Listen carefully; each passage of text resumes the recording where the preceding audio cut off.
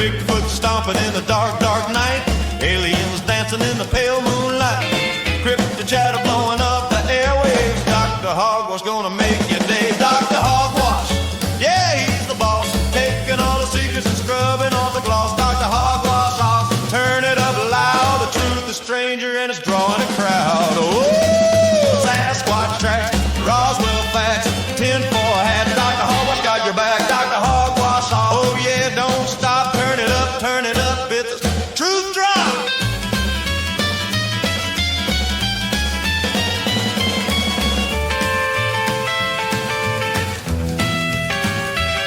Dr. Hogwash, oh yeah, don't stop. You ready now? Let's go pop, pop, pop. Yes. Greetings, seekers of forbidden footnotes, and welcome back to the program they insist is just entertainment. I am Dr. Hogwash, holder of absolutely no accredited degrees, recipient of several cease and desist letters, and the only man brave enough to ask, what if the history books are lying by omission? Tonight's episode is about a place that allegedly never existed, which is fascinating because an awful lot of people throughout history seem to know an awful lot about it. A city so advanced it embarrassed the timeline, so powerful it offended the gods, and so inconvenient that we all agreed to pretend it was a bedtime story. Yes, tonight we're talking about Atlantis. Now, the so-called experts will tell you Atlantis is a metaphor, a moral lesson, a philosophical device, which is academic shorthand for, we don't know where it went, and that makes us itchy. So adjust your tinfoil crowns, loosen your skepticism just a notch, and remember, if Atlantis didn't exist, why is everyone so nervous about proving it didn't? Let's get something straight right away. Atlantis is not a cartoon. It's not a crystal-powered yoga retreat. And it's definitely not something Plato just made up because he was bored one afternoon. Atlantis is an idea that refuses to die. And ideas don't survive for over 2,000 years unless they're stepping on something real. Tonight, we're making the case that Atlantis wasn't mythology. It was history, badly buried history. And if that makes some people uncomfortable, good. Segment 1. Plato wasn't writing fan fiction. The first thing skeptics love to say is Atlantis only appears in Plato, therefore it's fictional, which is a strange standard considering how much of ancient history only appears in one source, and we treat it as gospel. Plato didn't present Atlantis as a myth. He presented it as a historical account, passed down through Solon, who learned it from Egyptian priests, people whose entire job was record-keeping. The Egyptians didn't deal in metaphor. They dealt in calendars, floods, dynasties, and star charts. And Plato is very specific. He gives a location beyond the Pillars of Hercules, a time frame roughly 9,000 years before his time, a political structure, a naval power, and a catastrophic end. That's not how you write allegory. That's how you write something you expect people to argue with later. And argue they did. Segment 2, Impossible Technology for the Wrong Era. Here's where Atlantis becomes inconvenient. Plato describes a civilization that had advanced engineering, massive stone architecture, complex canal systems, global maritime influence. Skeptics say that couldn't exist 11,000 years ago. But that assumption depends on one thing, that we know what humans were doing back then. We don't. In the last 30 years alone, archaeology has been forced to rewrite its own timeline repeatedly. Göbekli Tepe, older than agriculture. Sophisticated stonework before farming. No slow linear progression like we were promised. Which raises a dangerous question. What if Atlantis wasn't ahead of its time? What if it belonged to a time we erased? Segment 3. The Ice Age flood nobody wants to talk about. Around 11,600 years ago, something dramatic happened. The Ice Age ended violently. Sea levels rose over 400 feet. Entire coastlines disappeared. Land bridges vanished. Civilizations living near water were erased almost overnight. This wasn't gradual, this was catastrophic. And if you were a global maritime civilization, where would your cities be? Underwater.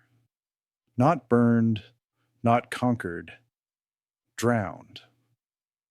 Suddenly, Atlantis sinking in a single day and night of misfortune doesn't sound poetic. It sounds accurate. Segment 4. Where could Atlantis have been? Now, this is where things get controversial and fun. There are several candidates, and each one makes people uncomfortable for different reasons. The Rishat structure in Mauritania, also called the Eye of the Sahara, matches Plato's concentric ring description disturbingly well. It sits near the Atlantic, it shows signs of massive flooding, and it was once surrounded by water. Then there's Santorini, the volcanic eruption that destroyed the Minoans. Advanced culture, naval power, sudden destruction.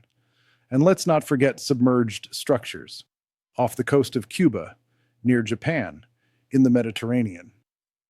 Structures that look suspiciously like cities where cities are not supposed to exist. Each time one is found, the reaction is the same. We need more evidence. And then, silence. Segment 5. Why Atlantis had to disappear. Let's ask the real question. If Atlantis existed, why wouldn't we want to find it? Because Atlantis breaks the story. It breaks the idea that civilization only rises after agriculture. It breaks the timeline of technological progress.